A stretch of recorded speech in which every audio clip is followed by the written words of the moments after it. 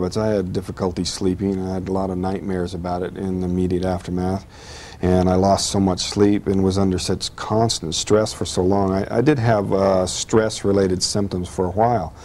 But after that went away, I have to say that, you know, have been extraordinarily healthy ever since. And other than that, I don't have any.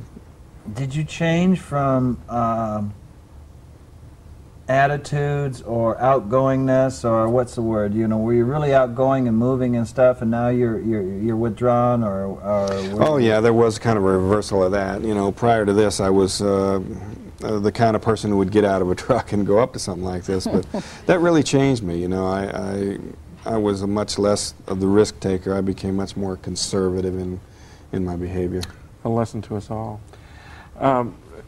In the clip we just saw, how accurate would you say is is how they portrayed the interior of the craft? Oh, you well, had a sense that you were that's on a lot better than what you saw in Fire in the Sky, with this organic stuff and all this clutter in the hallway and all that sort of stuff. Much better. You know, it did have a very sterile, smooth sort of feel to it, but it was quite a bit different than that, even. What was the height of the ceiling? Did you have to bend down? It was quite low. No, I didn't have to bend down, but it did seem low. It was lit from above, and there weren't strips of light coming down like that. Did you see lights, or was it diffuse light in there?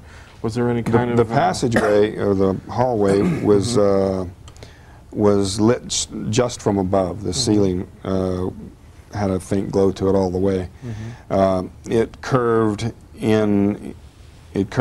to the right, and a pretty tight curve, so tight that I was really panicked by the fact that when I turned around to see if anything was following me, I couldn't see around the curve, and even though I'm running away, I'm running down this hallway, and it curves so tight to the right that I can't see if I'm running into something. Okay, so that combined with the close atmosphere would give you maybe a little bit of sense of claustrophobia. Oh yeah, I really had strong feelings of claustrophobia. The crampedness of the space, the dimness of the light, the difficulty I was having breathing, and just the feeling of feeling trapped. You know, are they behind me, or am I running away? But am I running towards something? You know.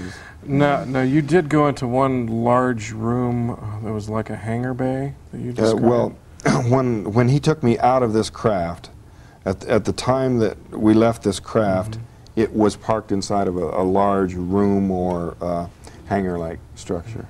Okay. So like a mothership type of a thing? It could have been a building too. Either, I don't know whether. Okay, but he took you actually out of the craft into another portion of something else. Right.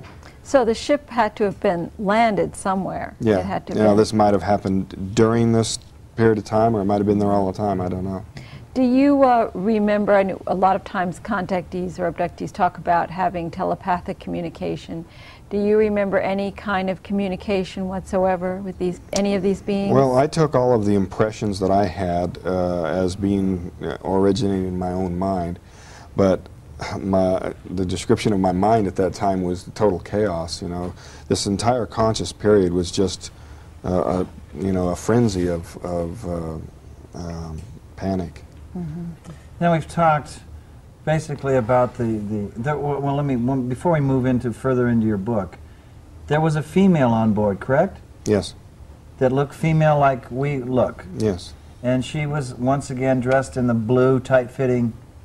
Was there any change of appearance that we would notice if she walked if she's in the studio right now? Well, all of them, the men and her, were unusual looking in that they were, I would say, attractive people. You know, they seemed very fit and healthy specimens. Probably, they'd pass in a crowd. I think there may be something about the eyes that I would notice, but I never could pin that down. Same fingers? Yeah. Now you said that there was a man and a woman that were more human looking, or more than that? Yeah, there were 4 men. 4 men, okay. And a woman. And did they have a glass helmet that they wore also? Well, the only one that was when the man that came into the craft or was in the craft and took me out of there, he was the only one that was wearing a helmet. Okay, but when they would, And then they went into a different environment. This larger room you went to, was it cooler and more open, more comfortable? Yeah, it was more brightly lit. The light seemed to be natural, you know, like almost like sunlight, and it did seem to be cooler, fresher, more outdoor type. So we're talking that maybe there's two distinctly different life forms here that are interacting, and one requires a different kind of environment, perhaps. But you know, not so different that I couldn't survive. Sure. But, you know, maybe different enough that that might have been at least part of the source of my discomfort. Getting back to Fire in the Sky, aside from the segment where you're actually on board the craft, the rest of the film is fairly accurate, would you say, to what happened, what unfolded? Yeah, in a general sort of way. You know, they made simplifications. I had two brothers that were combined into one. A number of lawmen were combined into one character. They shortened up some of the time spans and things like that. But, you know, those aren't things that really distort the sequence of events or the nature of the... One of the things about the film that I'd like to clarify is that once you got back to the phone booth, there was a UFO investigator that pounced on you and really didn't give a damn about your well-being. He wanted a story. He wanted a urine sample. Exactly. I gotta remember that one. Did this happen? Was an accurate portrayal?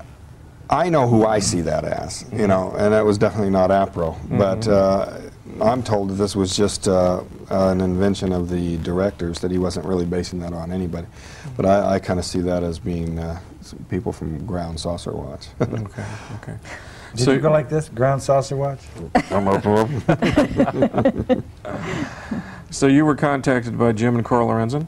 Yeah. Here in Tucson. And how did they treat you? They treated me quite fairly, very, very scientifically, and you know, they were most considerate of my welfare. Those of us who are involved in the UFO phenomena all have a knowledge of somebody by the name of Philip Klass. He's a career debunker, I guess, of the UFO phenomenon. I guess he decided to attack you also. Can you talk about that a little bit? Oh yeah, you know, there was a great deal of material written against me, and most of it just documentably false, and I've done that in the book and in great detail, and I think it leaves him exposed as for being what he is, and you know, that's all I really care to say about that. Good. Yeah, I don't need to use that word again on the show. Something having to be with no class would be all right with me. In the book, that tells that section. You have a section, so it tells the story of how it went. Then you go into what has happened to you afterwards. Yeah, there's quite a bit about, you know, what happened to me, the other crewmen, and everyone involved, some of the lawmen and like that over the years. And some, you know, a little insight into the psychological changes a lot of us went through. How about the little knocks on the doors and taps on the wire and not being able to get a job and having these black limousines pull up in front? Did any of that happen to you? Well, you know, I really tended to kind of discount those kinds of stories for a long time, but a lot of incidents have kind of piled up over the years that I do take another look at those in the book. Oh, so that's in the book also? Yeah. So it kind of shows. Did you have a hard time getting a job? Because you stayed in the same town, didn't you? Yeah, I was only one of the 7 that stayed there. How are you treated?